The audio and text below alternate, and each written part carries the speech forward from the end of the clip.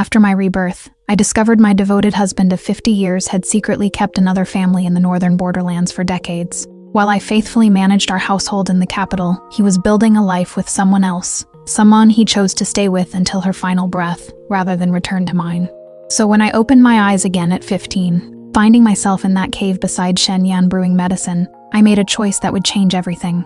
The very next day, I marched to the General's manor and personally annulled our engagement. Hola, what do you think of our story? Your support is my motivation to keep updating. Feel free to click on the homepage to see more of the full story. Please make sure you are in a comfortable position. We'll begin the main story shortly. Leave a comment below and tell us which city you read our story in. In my previous life, Shenyan and I were the picture of marital devotion. While he fought battles on distant frontiers, I remained in the capital managing household affairs, serving his parents, raising our children. We built a life together that lasted until we were surrounded by grandchildren and great-grandchildren. In the 12th lunar month of my 72nd year, I caught a cold that refused to break. My body weakened day by day until finally, I slipped away. But death didn't bring the peace I expected. My soul lingered, desperate to see my husband one last time in the northern borderlands where he was stationed. I wanted to say goodbye properly. The white impermanence came to escort me to the underworld, but I pleaded shamelessly for one final visit. Perhaps exhausted by my persistence, he finally agreed. As long as I was quick about it, I transformed into a gust of wind and rushed northward. It had been 3 years since I'd seen Shenyan, and despite everything, I missed him. But when I arrived at Wuchang in the northern borderlands, the scene before me shattered everything I'd believed about my life. There was my husband, the man I'd loved and waited for, carefully supporting an elderly woman through the snow. They walked hand in hand, laughing together as servants swept the path before them, calling out respectfully, "Careful, old general, old madam, watch your step." The woman gazed at Shenyan with such tenderness. "Husband," she said softly, "you should return to the capital. Your elder sister must miss you." Shenyan frowned slightly, glancing toward the capital's direction before shaking his head. He took her hand and tucked it into his sleeve for warmth. "I am old now, and your health is poor. I want to spend more time with you. I don't want to risk not being here for your final moments," she smiled, her face creasing with wrinkles that made her look even older than I had been. That evening, I watched them share a hot pot dinner, feeding each other like newlyweds. The sweetness of it all made my stomach turn. I floated beside them, invisible, as the warmth in my heart froze, solid beneath the northern ice. All those intimate moments I'd treasured. I'd thought they belonged only to us. How naive I'd been. My vision of one lifetime, one partner had been nothing but wishful thinking on my part. Perhaps in an era of concubines and multiple wives, I should have been grateful. He'd only married me in the capital, never bringing this northern woman home. By the standards of our time, that made him faithful enough. Maybe I had no right to resent him. From the outside, I'd lived a prestigious life, respected, comfortable, surrounded by descendants. But watching them huddle together against the snow, hearing their tender words while my heart turned to ice, it was unbearable. I'd spent decades in the capital carefully maintaining his household. When military supplies ran short, I'd sold my dowry to send grain and medicine to the front lines. And all that time, he'd been here living this tender domestic life with someone else. What hurt most was this. We were similar in age, she and I. Why had he never worried about missing my final moments? Perhaps he had thought about it. He'd simply decided the person he wanted to grow old with peacefully wasn't me. The injustice of it stirred a cold wind through the northern general's manor. So strong they pulled each other closer for warmth. My anger crystallized my ghostly form. My hair turned white, my nails lengthened and blackened. Red, I materialized before them, ready to strike. Ah, a sigh echoed from the heavens. A silver thread descended from the sky, binding me effortlessly. Turned into a vengeful spirit already, still so fragile, the voice mused. Very well, I am in a generous mood today. I'll give you another life. Try not to disappoint this time. A celestial wind extinguished my rage. Soon after, I lost consciousness. When I woke, I found myself in a pitch black cave with the sound of steady breathing beside me. My heart raced as I reached out in the darkness, feeling for the person next to me. My fingers found a cross-shaped scar on his back. Shenyan. This was the scene from my 15th year, when I'd rescued him from poisoning in the mountains. The night that changed everything. Understanding dawned. That heavenly voice. This impossible situation. I'd been reborn. Before he could wake, I quietly dressed and slipped out of the cave, making my way down the mountain by moonlight. In my previous life, he'd kept me in that cave until morning. When I finally emerged into daylight, properly dressed, he'd been relieved to discover my identity, his betrothed. We'd been fond of each other even then. So what had happened prematurely hadn't seemed catastrophic. But this time, I didn't want him to know I was the one who'd saved him. The spring night was cold, the mountain path treacherous. It took me all night to reach the capital gates. After tidying myself in a hidden corner, I returned home to my modest cottage. My grandfather had been prime minister, living his entire life with such integrity that he'd left me only this simple dwelling and 10 acres of land gifted by the emperor.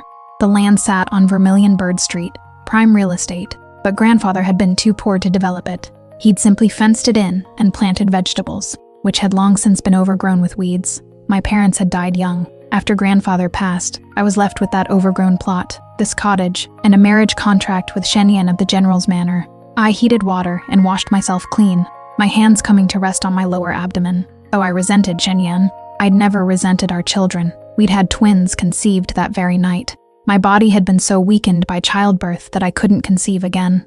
Now, they must be just beginning to grow inside me. Remembering the tearful faces of my children and grandchildren at my deathbed, I felt only anticipation for their arrival. But this time, they would have nothing to do with the General's Manor. After dressing, I retrieved the marriage contract and a white jade pendant from my cabinet, placed them in a box, and set off for the General's Manor. The doorman recognized me immediately and showed me to the main hall, sending someone to notify old General Shenwei and his wife. Madame Lu I gazed at the familiar surroundings, my heart heavy with bitterness. I, Su Qingyuan, granddaughter of the Prime Minister, had been raised with classical education, blessed with a photographic memory. Grandfather had trained me like a son, teaching me strategy, astronomy, geography, governance. But because I was a woman, I couldn't take the imperial examinations like men could. And because I'd fallen in love, I'd been trapped within these walls, my entire life consumed. In my previous life, I'd been careful and diligent in this household, only to discover too late that the love sustaining me had been an illusion. I sat in the hall reminiscing for half an hour before Shen Wei and Madame Liu finally appeared, moving with deliberate slowness. "Qingyuan, what brings you here today?" Madame Liu grabbed my hand with feigned warmth, smiling broadly while her eyes remained cold as ice.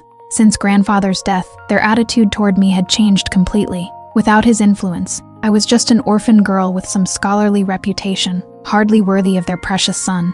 In my previous life, only after Shen Yan and I had consummated our relationship and I became pregnant, did they reluctantly accept me. Even then, if I hadn't borne them grandchildren, they wouldn't have bothered with basic courtesy. Whenever the manor hosted banquets or important events, they always had the second daughter, in law from the Minister of Revenue's family, take charge, terrified I would embarrass them. Remembering this, I withdrew my hand from Madame Liu's grasp, opened the box, and handed her both the marriage contract and the jade pendant. Her expression changed instantly, her voice turning icy. "Yanner is preparing for the military examinations right now, coming here to pressure us into marriage at such a time. How thoughtless of you." Shen Wei also frowned, looking displeased. I simply smiled calmly. "Uncle and aunt, you misunderstand. I never wanted this betrothal as a child. Grandfather forced me to agree. Now that he is gone, I wish to annul this engagement. Would that be acceptable?" "What?" Both Shen Wei and Madame Liu stared at me in shock, never expecting I'd come to break the engagement, acting as if their son wasn't good enough for me. Their anger flared immediately. "Su Qingyuan, how can you be so unfilial? Your grandfather's bones are barely cold and you speak such words. What about our Yanner isn't good enough for you that you'd show such disdain?"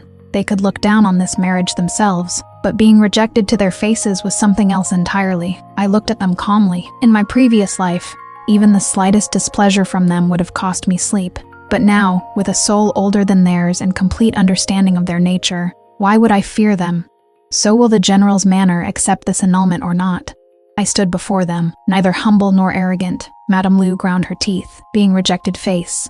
Face was humiliating, but accepting me into the family seemed equally repulsive. Just as they struggled with how to respond, Shen Yan returned home. Hearing from the doorman that I was waiting in the hall, he rushed over. "Qingyuan, what brings you today? I actually have something to discuss with you too. You are here to break our engagement?" After hearing my words, Shen Yan stared at me in disbelief. He was only 18, mature beyond his years from martial training, but still young enough that his emotions showed plainly. He looked at me with disappointment that quickly turned to anger. "Why? Have you fallen for someone else?" I shook my head, finding his reaction almost laughable. Yes, he'd had feelings for me in his youth. Perhaps those feelings never truly changed, but he could treat others just as well, even better. 3 years refusing to return to the capital, all to stay with her until the end. My expression hardened completely. This lifetime, I want nothing more to do with you." Each word struck his heart directly. "Previously, grandfather thought you were suitable and arranged this marriage without asking my wishes. Now that grandfather is gone, I've thought long and hard. I've decided to break the engagement. Life is long. I don't want to entrust my future to someone toward whom I feel indifferent." The word indifferent made Shenyan visibly flinch. He couldn't understand how I could say such things. We'd exchanged vows of love before, rejoicing at the prospect of spending our lives together. He carefully stepped closer. I coldly stepped back. The pain in his eyes deepened, his gaze fixed on me with reddening eyes. "When you said you wished to grow old with me to never part, wasn't that sincere?" I laughed coldly. In my previous life, my devotion to him had been rewarded with his secret second family in the north. What did that make me?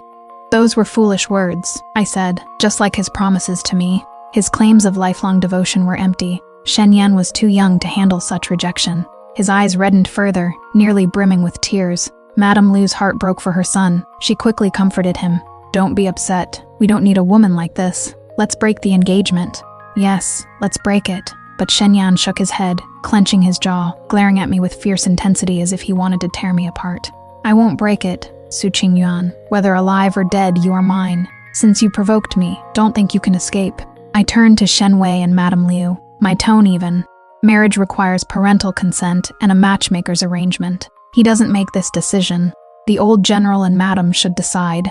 A shrewd glint passed through Madame Liu's eyes as she exchanged glances with Shen Wei. I knew they'd wanted out of this engagement for some time.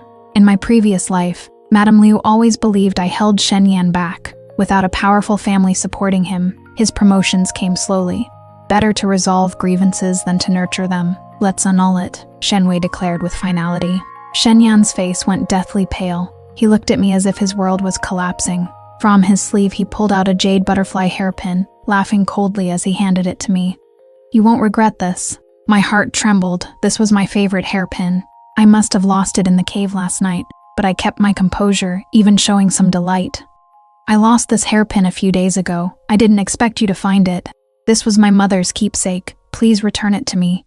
I pulled out a 50-tael banknote and handed it to him. "This is my thanks." Shenyan stared at the banknote, his expression desolate. "That is not necessary." He pressed the hairpin into my hand, looked at me one more time, then turned and left in silence. Madame Lu felt even worse for her son. Finding me increasingly irritating, she immediately urged Shen Wei to write the annulment document. Walking out of the general's manor with the annulment papers in hand, I felt a weight lift from my shoulders. In my previous life, that manor had been a cage, suffocating me. Now I was finally free, and my heart soared.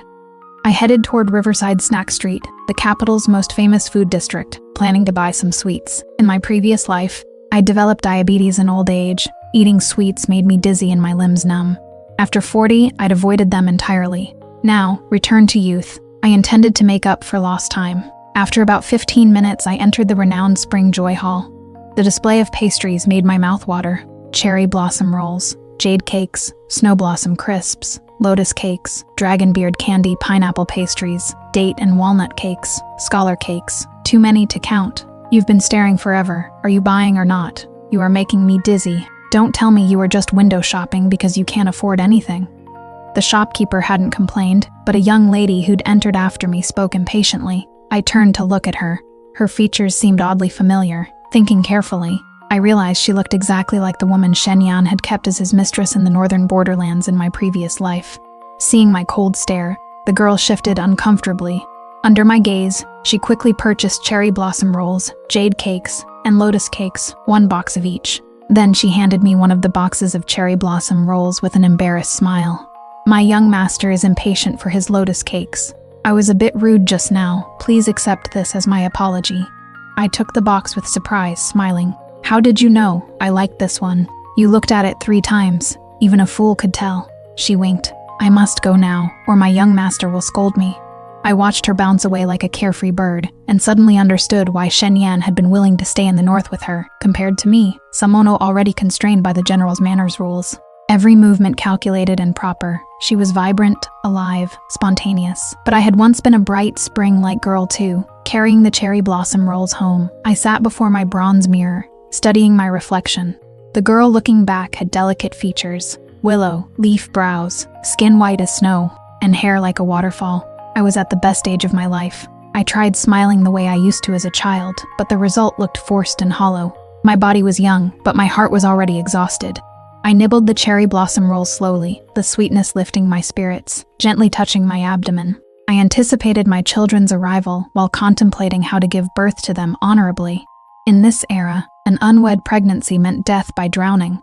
The next day, I returned to Riverside Street, walking all the way to its end. Beyond it lay Moon Lake Street, the capital's most chaotic district, where all sorts of people congregated. Moon Lake Street bustled with activity vendors everywhere, crowds of pedestrians, and courtesans leaning from windows, waving silk handkerchiefs, and batting their eyes at passing men. I stood nervously at the street's entrance, about to leave when I noticed a bloody hand protruding from behind a large tree. My heart clenched. I hurried over to find a scholar-like figure lying in a pool of blood. He was painfully thin, his cheeks sunken with almost no flesh, but his skin was fair and his features handsome, radiating a certain noble spirit.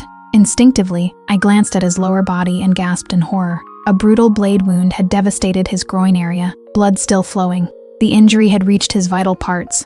I quickly covered my eyes, my heart racing. Perfect timing indeed. This was Wen Jingren, in my previous life. The new top scholar, because of his natural deficiency. After being assigned to the Ministry of Rites, he endured constant humiliation. Unable to bear it, he requested transfer to the Eastern Depot. Years later, he became the Eastern Depot's most ruthless 9,000 years, methodically eliminating everyone who'd ever humiliated him. But I'd once seen him at a temple kneeling before Buddha, whispering, "Even if I could silence the entire world, I still wouldn't be happy. I just want to be ordinary, even just seem ordinary to others. To have a small family, some children, even adopted ones would be fine." I'd thought then, I hope he means what he says. So I hired some men to carry him to the capital's best medical clinic. The proprietor knew me well and summoned their best trauma physician to treat Wen Jingren. Seeing me waiting anxiously in the hall, the proprietor couldn't help asking, "Who is that gentleman to you, miss?" I smiled. "My husband." The proprietor looked stunned, clearly confused. "But miss, aren't you betrothed to young Master Shen from the General's manor?" I smiled lightly without explaining further. "The Jiang family and I have broken our engagement. This news would spread eventually anyway. Better it come from me directly." The proprietor's expression turned complex, his gaze carrying some pity. In his eyes after grandfather's death, I had no value to aristocratic families. The broken engagement made sense. Most people still trusted Shenwei's character. After all, he'd been honorable and devoted in his youth. There was even a gambling house with 10-to-1 odds that he wouldn't break the engagement. I'd passed by yesterday wearing a veil and placed 1,000 taels on that bet. Once the General's manor announced the news in a couple days, I'd collect 10,000 taels, turning 1,000 into 10,000. Just thinking about it made me happy. "Since he is your husband, miss, we'll do everything possible to save him. Please rest assured." "Thank you, proprietor." Not until evening did the physician emerge, wiping sweat from his brow. He smiled at me. "Miss, you brought him just in time. Though he has multiple knife wounds, his life isn't in danger. As for fertility, that depends on his fortune." "Thank you, doctor." Because of the injury-sensitive nature and expensive medicines required, I paid 150 taels in medical fees. The clinic arranged for apprentices to transport him back to my cottage. I took advantage of his unconsciousness to prepare medicinal porridge. By the time it was ready, he'd awakened, looking around in confusion before lowering his gaze to his heavily bandaged groin area with its inserted tube. His expression darkened immediately. I stood in the doorway holding the porridge bowl, face flushed, unable to look at him directly. I turned my head away awkwardly. He immediately pulled the blanket over himself, the sudden movement aggravating his wound. He inhaled sharply from the pain. "You saved me?" His voice was cold. I nodded, setting down the porridge bowl and sitting by the bed. "I didn't save you for free. You need to help me with something, otherwise I'll throw you out right now. Those who hurt you are probably still watching." "You are threatening me?" He raised an eyebrow, his eyes cold as a venomous snake eyeing its prey. A chill ran down my spine. In my previous life, during the Top Scholars Parade, I'd seen him spirited, proud, riding through the streets on horseback. That young man, despite his disability, had still been sunny and optimistic, never self-pitying. His personality had changed after being frustrated in officialdom and humiliated by colleagues. But the person before me seemed too heavy already, as if his soul was already exhausted, just like mine, obviously young in body but weathered inside. We really were a perfect match, not threatening, more like leveraging gratitude, I said with a smile. My previous life had taught me to maintain a pleasant expression in any situation, no matter how insincere. He stared at me for a moment, then said coldly, "That smile looks terrible. Don't smile anymore." I dropped the expression and nodded seriously. "So will you help me or not?" After I explained my situation. Wen Jingren remained silent for a long time before finally sighing. "Heaven really does toy with people." I nodded. "We've both been reborn. It is like being played for fools, but unlike him, I still had hope for the future, especially seeing my previous life's children again. They'd done nothing wrong. I'd always loved them." "Fine," Wen Jingren said, looking at me. "I'll marry into your family and be a father to your children, but you have to support me. The children can only call me father. I'll name them, and I'll personally raise and educate them." He agreed remarkably quickly, but remembering his previous life of solitude, my heart ached. Some people don't love their families. Others dream of having one. The next day, I had someone move Wen Jingren's belongings from his broken-down room on Moon Lake Street to my cottage, taking both our household registrations. I went to the magistrate's office to register our marriage contract. From that day forward, we were husband and wife. Half a month later, the General's Manor finally announced publicly that they'd annulled their engagement with me. In a rush, they connected with the Minister of Revenue and arranged a match with his eldest legitimate daughter. That morning, Wen Jingren, now able to walk, heard the news and laughed coldly. A military general climbing up to the Ministry of Revenue, and a minister about to fall at that. Shen Yan's judgment is truly poor. I counted my silver while nodding in agreement. As soon as the General's Manor announced the news, I'd gone to the gambling house to collect my winnings, a full 10,000 taels. My hands were nearly cramping from counting. I shook my aching hands and began looking around the room, wondering where to hide this fortune safely. Watching me, Wen Jingren snorted lightly. "Little money grubber." Actually, when I'd collected the money today, several people had followed me, but when they tracked me all the way to my cottage and saw the surrounding area, they'd all quietly retreated. This was near Vermilion Bird Street in the capital, where high officials and nobles resided. My grandfather had spent his life in devoted service, working in the palace reviewing memorials until his death. He distributed all his salary earnings to the common people. Dying so poor, he still lived in a thatched cottage. His beloved granddaughter winning 10,000 taels from a gambling house to live on. So what? This 10,000 taels is protected by my grandfather's virtue, I said. Wen Jingren replied, "Of course I know that."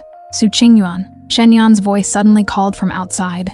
I froze momentarily before standing to go out. Wen Jingren grabbed my arm. "Should I come with you?"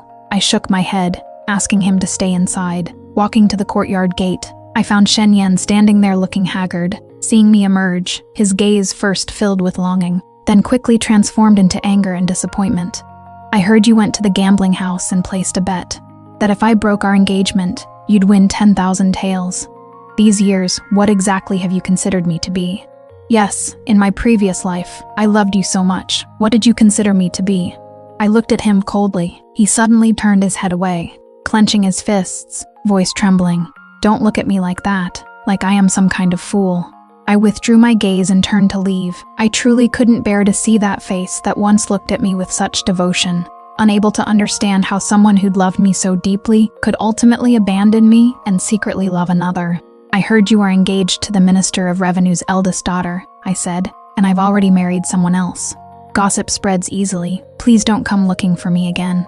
What, you are married?" He looked as if struck by a devastating blow, his whole body hunching over as he stared at me in shock. "When? Half a month ago. Just broke the engagement and immediately remarried." His eyes red, he rushed forward, reaching for me. Instinctively, I protected my abdomen and stepped back, my foot slipping. I nearly fell but was caught by a familiar figure. "Wife, are you all right?" Hearing Wen Jingren's voice, I sighed with relief. I'd almost fallen. If I'd hurt the babies, I'd never see them again.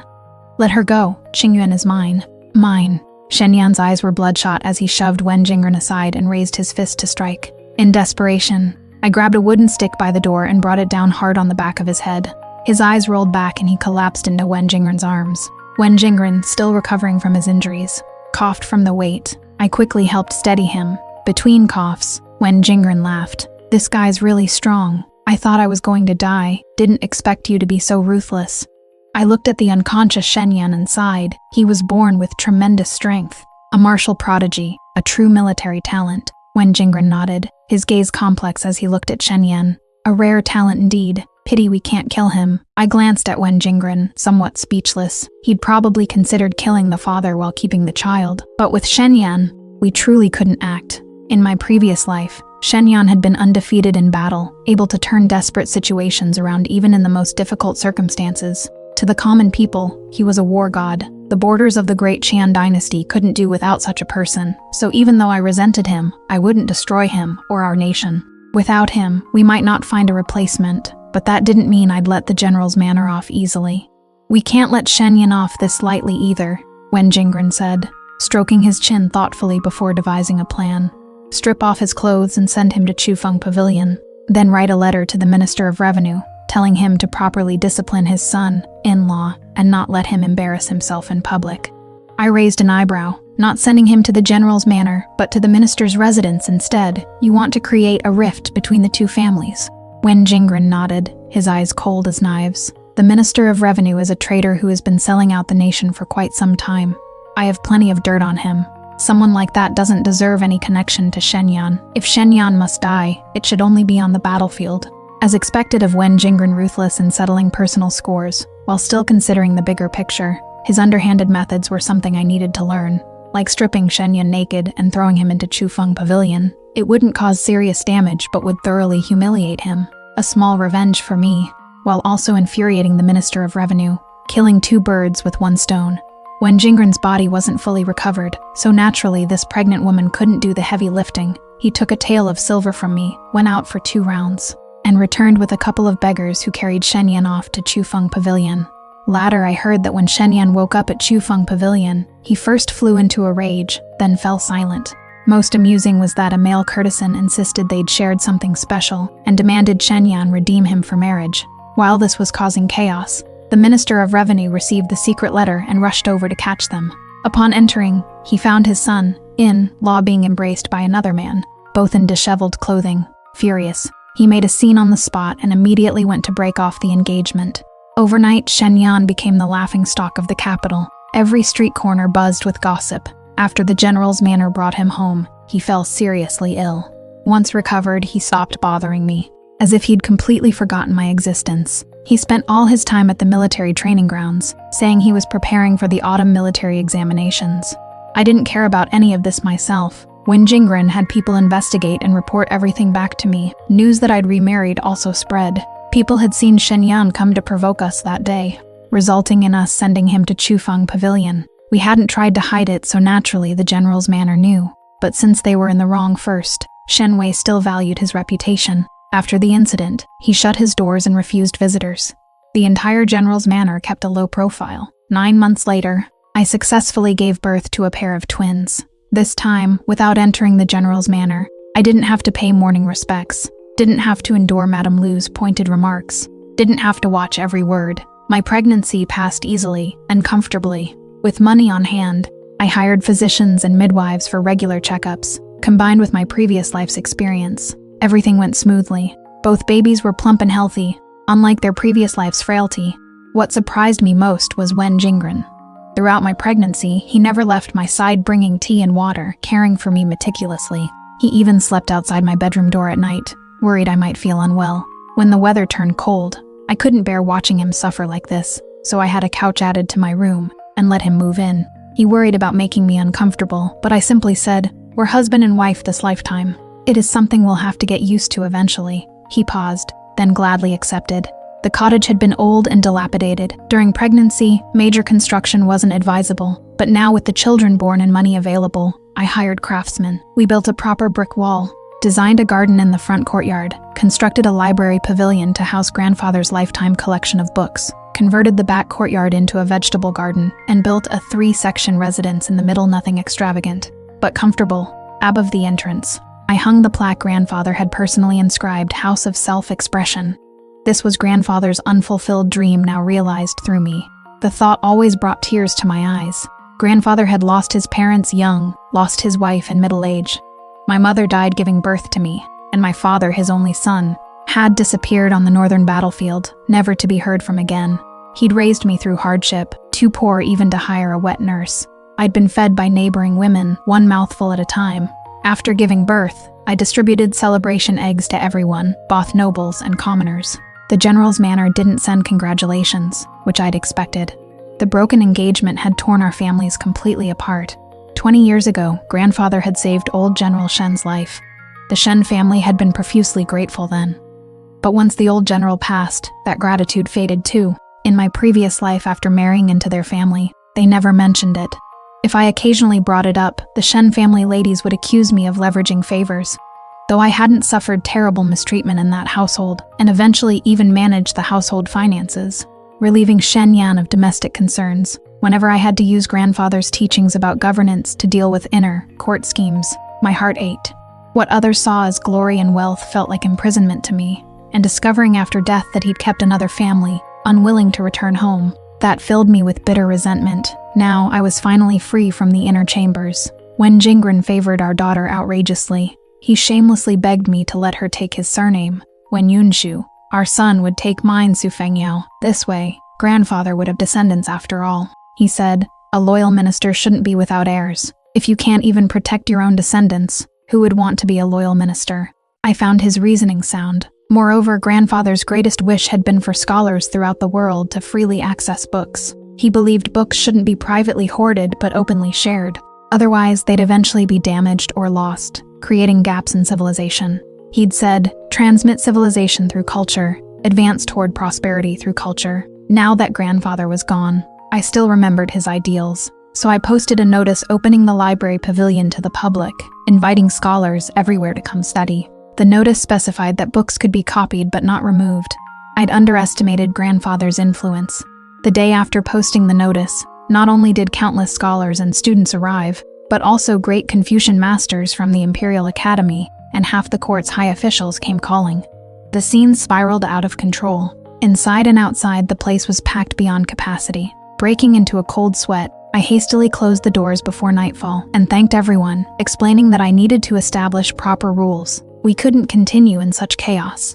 Fortunately, the visitors were all reasonable people. They expressed understanding and agreed to wait for the new regulations. While I was overwhelmed, Wen Jingren leisurely strolled in the back garden with the babies, drinking tea. Returning to find him so relaxed, I felt inexplicably irritated, especially seeing the schadenfreude in his eyes. I glared at him through gritted teeth. You knew this would happen, didn't you? He shushed me with a finger, smiling as he finished soothing the children before pulling me into the inner chamber's bathing room. The tub was already filled with warm water and flower petals. I've prepared hot water, wife. Take a bath first while thinking about tomorrow's arrangements. I'll make dinner. I sank into the bath, remembering that in my previous life, this person who'd terrified people as the 9,000 years now willingly played house husband for me and 2 children, circling around the wet nurse and me. I should have been happy, but he seemed too content with the status quo. With the imperial examinations approaching, he refused to participate, using childcare as his excuse. I figured his previous life in officialdom had been so humiliating, and later as a eunuch leading the Eastern Depot, though powerful, he'd had no dignity. Remembering what he'd said before Buddha, I let it go. He just wanted a family, to be an ordinary person. Fine, since he'd married into my family, I'd support him. Then I began contemplating how to arrange things tomorrow, so everyone could read while avoiding chaos. Perhaps because I'd overexerted myself during the day, exhaustion overtook me while my body was still recovering. As I pondered, drowsiness crept in. Before I knew it, I'd fallen asleep in the water. In my dream, I saw grandfather. He looked at me with his usual gentleness, taking 10 taels from his salary and pressing it into my hand. Grandpa can't look after you properly anymore. Buy yourself some pretty hairpins and treats. Don't always scrimp and save. Don't shortchange yourself.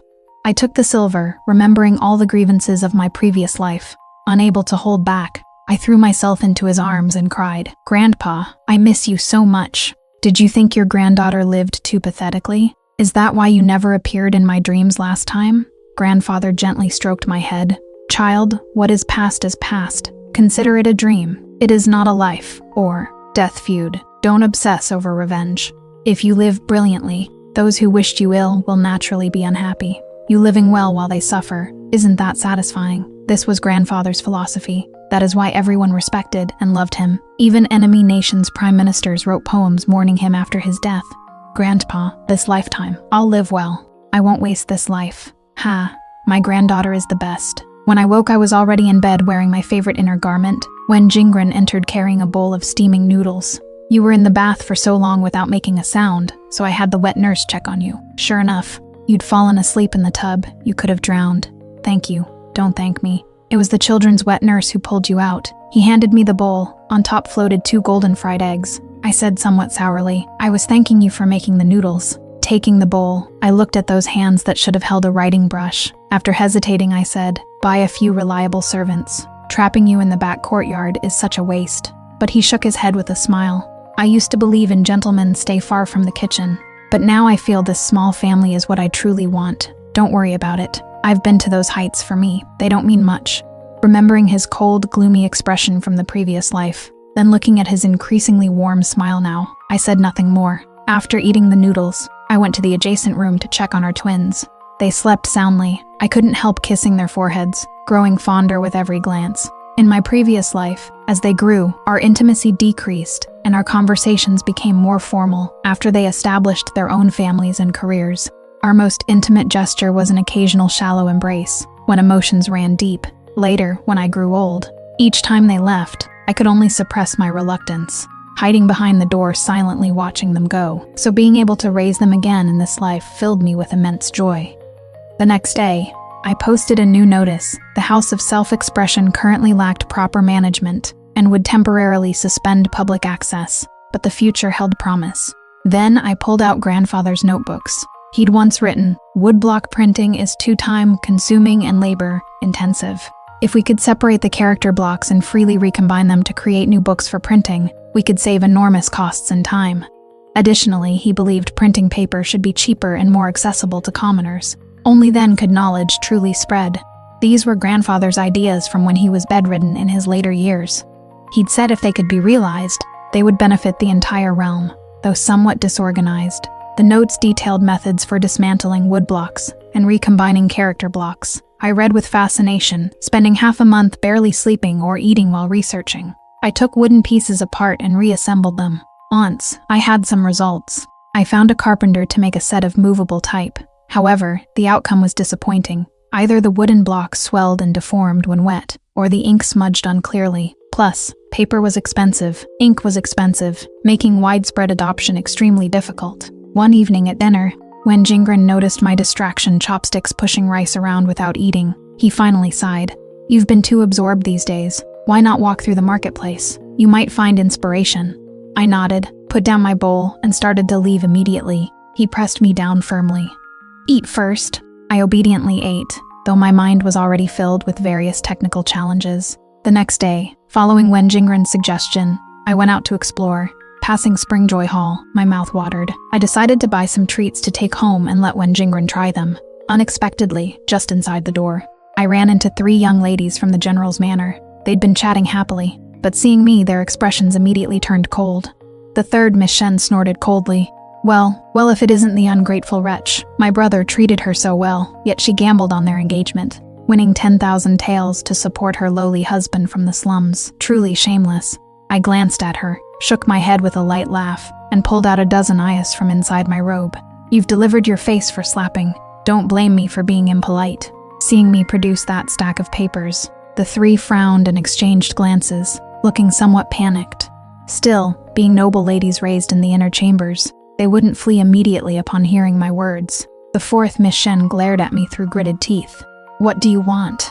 I looked at these 3 young ladies who'd been raised in seclusion, only knowing household schemes, and spoke calmly. 20 years ago, grandfather saved old General Shen's life. 10 years ago, when General Shen was trapped in Blackwind Fortress, it was grandfather who borrowed money to ransom him. In the following years, when the Shen family business suffered losses, they borrowed silver from my family multiple times to weather difficulties. When grandfather was elderly and frail, he believed that given his kindness to the Shen family, they wouldn't mistreat me. That is why he arranged my engagement to your brother. Now grandfather has been gone 4 years. A year ago, my mourning period ended. The General's manor delayed mentioning marriage. The day I went to your manor to break the engagement, I passed a gambling house and saw commoners betting on me. My heart hurt. Outsiders could see it clearly. Why was I still deluded?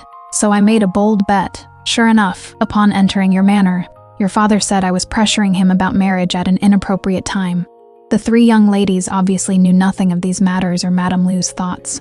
Hearing me reveal this publicly, they immediately realized they'd caused trouble. They exchanged glances and tried to quietly leave, but I blocked them at the door. I waved the iOS. A few days ago, organizing grandfather's belongings, I found all these years' worth of loan documents. I calculated more than 3,000 taels total, roughly 3 years of his salary. I wondered why grandfather served as prime minister his entire life, yet couldn't even build a decent house. Turns out he encountered deadbeats. Now that our families have no engagement ties, I asked that the noble general's manor not act like scoundrels. Please repay the debt promptly. The 3 young ladies, surrounded by gawking crowds, looked increasingly uncomfortable. Pampered since childhood, they had no idea how rotten the general's manor had become. Hearing me expose them publicly, knowing they'd caused disaster, and being blocked at the door, they flew into an embarrassed rage. Nonsense. Your grandfather and our grandfather died so long ago. Who can prove these ayos are real?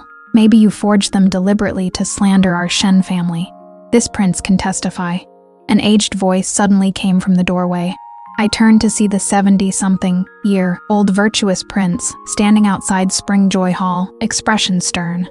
I didn't know how long he'd been there or how much he'd heard. This servant pays respects to the virtuous prince. My eyes reddened as I immediately knelt. Hearing the visitor's identity, everyone inside and outside knelt. The old virtuous prince had me hand over the IOS. He looked through them briefly and nodded. When these IOS were written, this prince was present each time. Your Shen family truly has forgotten gratitude to the extreme. That old fool Lin Shuhao grew more muddled with age, actually entrusting his precious granddaughter to people like you. The 3 Shen sisters knelt on the ground, faces deathly pale, nearly fainting from fright. They'd only insulted me once, never imagining it would ruin the entire general's manor's reputation. I sighed softly, thinking I didn't know if Madame Liu would go mad from shock upon hearing this news. In my previous life, when Madame Liu developed dementia in old age, in her confused state she'd spilled all these ugly secrets. Actually, old General Shen had repaid part of the debt, but each time he'd asked Madame Liu to deliver it. Back then, her natal family's business had problems, so she'd gotten crooked ideas, thinking my grandfather was famously generous, lending money to commoners without IOS or demanding repayment. She'd secretly pocketed the silver half sent to the Liu family, half spent herself. When I learned the truth back then, I'd hated her so much my teeth ached. I simply switched her medicine, causing mental confusion. Later, she'd lost her footing in winter and fallen into water. After being rescued, she caught a chill and died soon after. This lifetime, I didn't want to let her die so easily. Perhaps I truly couldn't learn grandfather's magnanimous heart. With the virtuous prince testifying, this became ironclad fact. The capital's common people now had another topic for time gossip. The old virtuous prince returned the IOS to me and personally helped me stand. Dear child, it has been many years since we've seen each other. Hearing dear child, I couldn't help but cry. The prince has been far away, even wanting to see you, I couldn't. Duty bound. Now I am old too, settling down in the capital for my final years. But with no children, my manor is cold and empty. In my previous life, when he'd returned, I'd already married into the general's manor. I'd only visited once. Soon after, he'd passed away from illness. Actually, only I knew he hadn't died of illness. With no old friends left in the capital, desperately missing his deceased wife, and both children who'd died in battle, he'd ultimately chosen to end his own life. Choking up, I said, I've built the house of self-expression following grandfather's early designs. If the prince doesn't mind, I'd like to invite you to live there and let me care for you in your old age. The old virtuous prince seemed to have been waiting for exactly these words. His eyes reddening, he nodded repeatedly. Good, good, good. Outside Springjoy Hall, quite a crowd had gathered, watching me invite the old virtuous prince to the house of self-expression. Their expressions varied, some envious, some sighing, saying only that families who accumulate goodness will have lingering blessings. The next day, news spread from the general's manor that Madame Liu was being divorced. After such enormous scandal and losing such tremendous face, though the Shen family had spent most of the borrowed silver over the years, someone had to take the blame. Madame Liu, now old and faded, harsh toward concubines, Shenwei hadn't taken a new concubine in years, so she was divorced, made the scapegoat for all crimes. Simultaneously, the general's manor sent the owed money with interest, tore up the IOS, and considered the matter closed, thereby clearing themselves. I heard that when news reached Shenyan, unable to bear his mother's miserable old age, he simply severed ties with the general's manor and started fresh with his mother and 3 younger sisters. He also had someone deliver 2 pure gold safety locks and a letter. The letter read, Qingyuan, knowing you don't wish to see me, I won't disturb you. Please do accept these gifts for the children. Also, on behalf of my mother, I apologize to your grandfather and you. Her greed and foolishness brought this calamity to the general's manor deserved punishment. But as a child, I cannot fail in filial duty. I hope you can understand. I examined both gold locks carefully. They were identical to those from my previous life, forged by his own hand. Except this time, different names were engraved, Yunshu and Feng Yao. He'd certainly investigated thoroughly. After some thought, I kept them. Actually, regarding that debt, even without the virtuous prince's intervention, I could have forced Madame Liu to acknowledge it. It would just have taken more effort, maybe some underhanded methods. But once the old virtuous prince appeared, with his status, never mind that it was real even if false. He could make it true. This was the power of authority. When grandfather lived, where wasn't I sought after? Though now I am ignored, grandfather's virtue still protects me. In my previous life, whenever I faced danger, noble people always appeared to help. This life, Wen Jingren treats me so well, partly because I saved him, but also from respect for grandfather. My grandfather, though gone for years, still silently guards his granddaughter. The various manuscripts grandfather left behind were recopied through my efforts with the old virtuous prince and Wen Jingren's help, but research on movable type printing remained stalled. I didn't give up, frequently visiting the marketplace. Finally, I gained inspiration from clay sculptors and brickmakers. I asked them to cooperate with wood carvers to fire a batch of clay movable type, fixed with wooden frames. I brushed on cheap ink mixed from black oil dug from grassland depths and graphite. For paper, I used pulp made from river, soaked bamboo, pine needles, and weeds, pressed into sheets, thick and durable. This time, the printed books had clear characters and neat formatting. Most importantly, the cost was remarkably low. When the first book came off the press, I excitedly threw my arms around Wen Jingren, jumping and laughing. Ha ha ha, did you see? I succeeded, I saw. His face flushed, eyes shining as he looked at me. The old virtuous prince sat nearby entertaining my Yunshu and Feng Yao, pretending not to see us. These two little ones could walk now, pulling the old prince around the garden daily, making adorable gestures that kept him cheerfully laughing all day.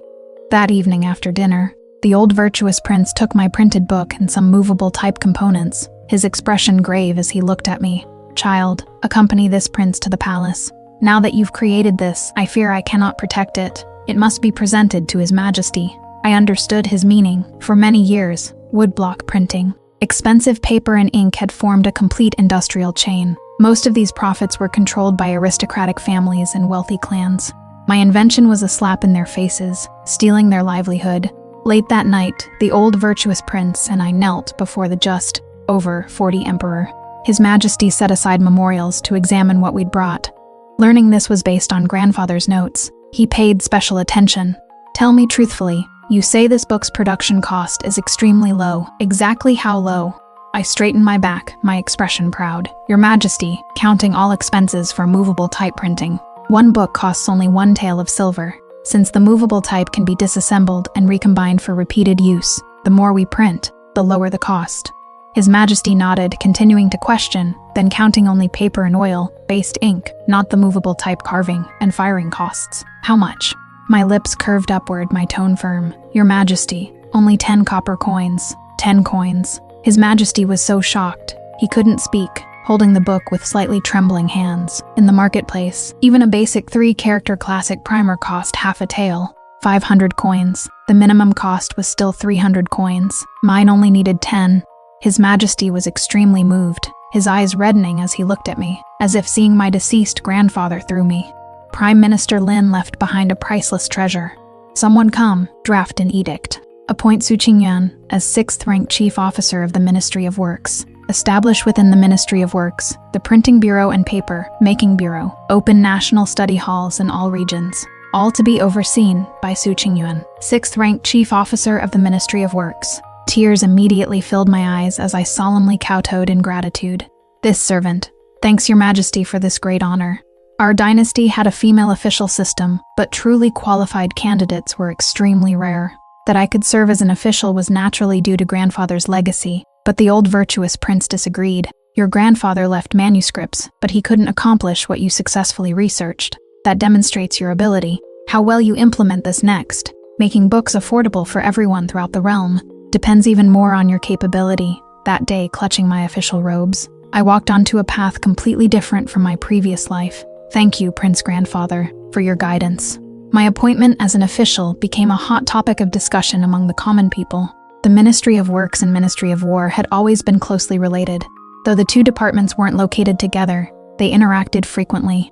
After news came from the north that the Northern DI had plundered border towns, Shen Yan voluntarily requested assignment to the front lines. So when I took office at the Ministry of Works, I didn't encounter him. However, I frequently ran into the Grim, faced Shenwei coming to verify weapon forging matters. Fortunately, my duties had no connection to his, so we didn't need to exchange pleasantries, just handle official business. But one day, passing by me, he snorted coldly, "Corpse at the vegetarian feast."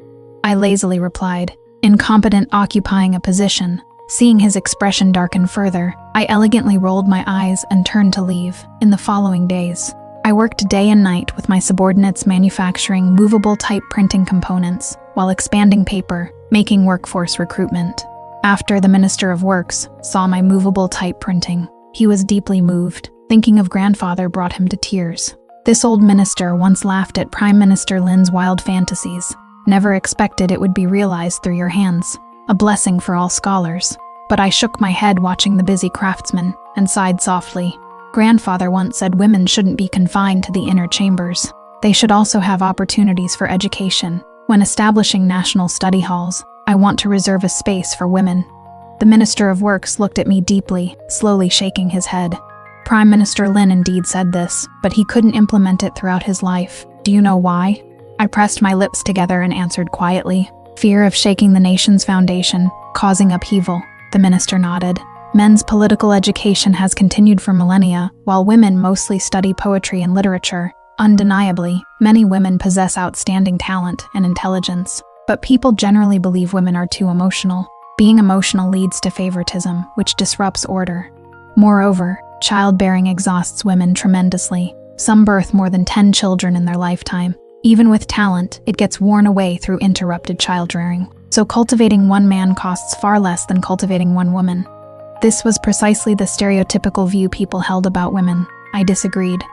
If we don't teach women that their husband is their guiding principle, how would they naturally be overly emotional? If we practiced monogamy, having only one son and one daughter, with husband and wife jointly raising them, how would women be burdened by childbearing? The problem actually lies in basic education. Solving it won't happen overnight, but someone must take the first step. I still want to try.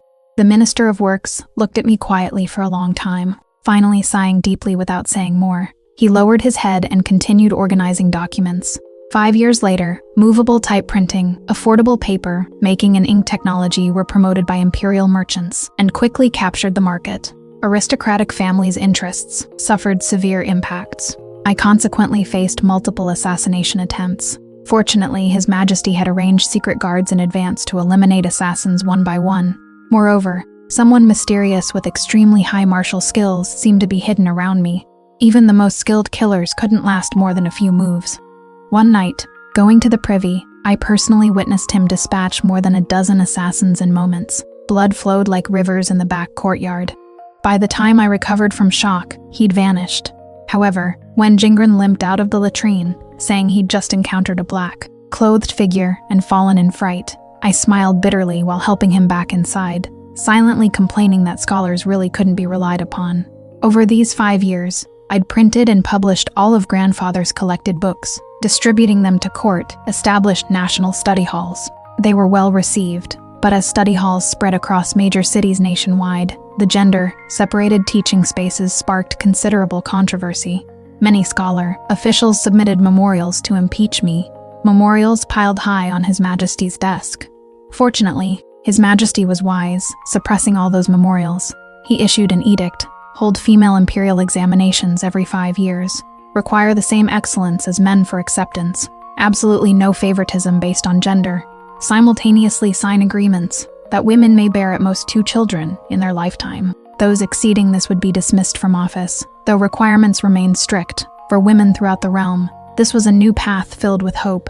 Some women even sought contraceptive remedies, dedicating themselves wholeheartedly to studies, vowing to compete with men for achievement. Over 5 years, Shen Yan distinguished himself with military merit, becoming His Majesty's most trusted general, in Fifoft as Northern Pacification General. 2 years ago, I was promoted to Vice Minister of Works. Serving in court with him, we inevitably saw each other daily. Encounters during court sessions were awkward, but he never troubled me again. Soon after, Wen Jingren took the imperial examinations and emerged as top scholar in one stroke. I asked him teasingly, "Didn't you say you'd been to those heights and they meant nothing?" He put his arm around my waist. His tone sour. Wife goes to court daily, chatting and laughing with her old flame in the court hall. If this husband doesn't rise high, one day my wife and children might be stolen away. Wouldn't I have raised them for nothing? His words made me laugh. I took his hand and pressed it against my lower abdomen. You are a top scholar now, soon to be appointed to office. So who will care for me during pregnancy and postpartum confinement? He stared at me in shock, voice trembling. You are pregnant? I nodded, looking at him tenderly. I've already requested a year's leave from His Majesty. Perfect timing to avoid the spotlight. You can take office makeup for my missing salary, so our family doesn't starve. He held me tightly, burying his face in my shoulder. It became wet with tears. All right. This husband will also guard your position in the Ministry of Works for you. The next year, I successfully gave birth to another set of twins, but this delivery was more dangerous than the last. My younger daughter was in breech position. I labored in agony all night, nearly not making it through. Fortunately, the imperial physician arrived in time, using acupuncture to sustain my energy while the midwife adjusted the baby's position, saving both mother and daughter. During confinement, Wen Jingren secretly consulted the imperial physician and drank a sterilization potion. When I learned of this, I felt both heartbroken and touched. I'd heard that medicine severely damaged the body. That night we nestled together, sorting through events from both lifetimes, lamenting life's impermanence, while being grateful heaven gave us a second chance. A year later, news came from the borderlands. Shen Yan had been gravely wounded. He refused treatment with sympathetic Yu from the Miao woman, ultimately succumbing to infection. Hearing the news, I couldn't calm myself for a long time. Holding my 7-year-old Yunshu and Feng Yao, I sat by the window all afternoon. The children, very perceptive, sensing my low mood, stayed quietly beside me without making noise. The next month I received a letter, written by Shen Yan on his deathbed. Qingyuan, that night, I hid outside your bedroom, hearing you and that man confide in each other about your past lives. So you both carried memories of previous lives. In your previous life, I wronged you. I thought that kind of intimacy belonged only to me and you. After reading, Wen Jingren sneered. That refers to this life's you, the brilliant son he could never possess. If these things hadn't happened, he still would have chosen the sympathetic Gu treatment. I shook my head with a sigh. He should have chosen the sympathetic Jiu treatment. After all, this world contains more than romantic love. After Shen Yan's death, Madame Liu went mad from shock and fell into water. Her body wasn't discovered until the next day. The general's manor subsequently collapsed. Someone reported Shen Wei for embezzling military funds. He was dismissed and his property confiscated. The remaining 2 young masters went south to seek their fortunes, whereabouts unknown to this day. The 3 married young ladies, due to their natal families' troubles, were divorced by their husbands' families. They showed backbone, though, moving into Shen Yan's old residence with their children, closing doors to study policy essays, preparing for the female imperial examinations. After Shen Yan's death, Wen Jingren grew worried. He died too early. The border situation might be unstable. Forget it. This father will take the military examinations. I raised an eyebrow at him, somewhat surprised. You know martial arts. I'd always thought him a weak scholar. Otherwise, how could he have been injured so severely back then? Many years later, I learned he was actually the famous white-faced scholar with the judge's brush from the martial world. He'd been hunted after refusing the daughter of the Martial Alliance leader. People in the martial world were dishonorable, ganging up, poisoning, fighting in relays. Even Iron Men couldn't withstand that. After struggling for a year, he'd fled desperately to the capital, turning his back on the martial world to seek advancement through officialdom. When Jingren replaced Shen Yan on the northern battlefield, relying on previous life memories, he actually fought just as brilliantly as Shen Yan had. Only after each victory, he couldn't help sighing. What a pity about Shen Yan. We were often apart, similar to my situation with Shen Yan in my previous life. He frequently invited me to live in the north, but I focused more on women's education and career paths after literacy. He often complained I didn't care enough about him, being more concerned with official duties. But I always said, besides romantic love, this world has many other things worth loving. I love you, love our children, and also love this vast world. If you bloom, the gentle breeze will come naturally. Looking back on both lifetimes, I realized the truth in grandfather's words. Living well myself is the best revenge against those who wished me ill. In this life, I never entered the general's manor as a docile wife. Instead, I became an official, revolutionized printing, opened education to women, and built a family based on mutual respect rather than hierarchy. When Jingren occasionally still complains when I work late into the night. Our children sometimes ask why mother is always so busy. But when Yunshu came home one day declaring she wanted to be an official like me, and Feng Yao said he'd support his sister's dreams, I knew we'd created something more valuable than any comfortable cage. The house of self-expression became a symbol, not just of learning, but of the possibility that anyone, regardless of gender or background, could pursue knowledge and purpose. Sometimes I visit grandfather's grave and tell him about the changes. I imagine him smiling, proud that his granddaughter didn't just survive this second life, but transformed it. As for Shenyan, I hope he found peace in the end. Our story in both lives taught me that love alone cannot sustain a person. We need purpose, dignity, and the freedom to become who we're meant to be. I chose differently this time, and that has made all the difference. The end.